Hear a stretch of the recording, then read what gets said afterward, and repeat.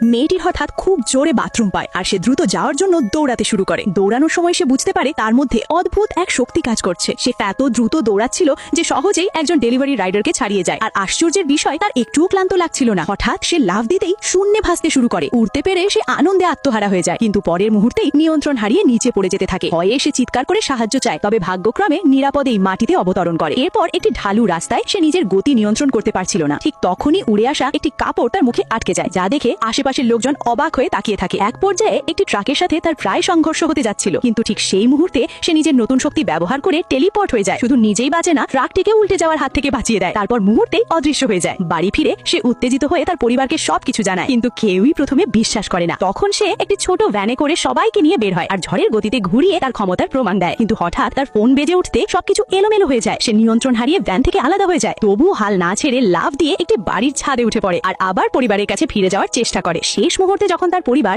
একটি দেয়ালের সাথে ধাক্কা খেতে যাচ্ছিল, সে দ্রুত গিয়ে ভ্যানটিকে ঘুরিয়ে যায়, কিন্তু শেষ রক্ষা আর হয় না। সবাই মিলে গিয়ে সোজা একটি বারবিকিউ দোকানের ওপর আছড়ে পড়ে। এই অদ্ভুত, মজার আর রোমাঞ্চে ভরা ঘটনার মধ্যে দিয়ে মেয়েটির নতুন সুপার পাওয়ারের যাত্রা শুরু হয়।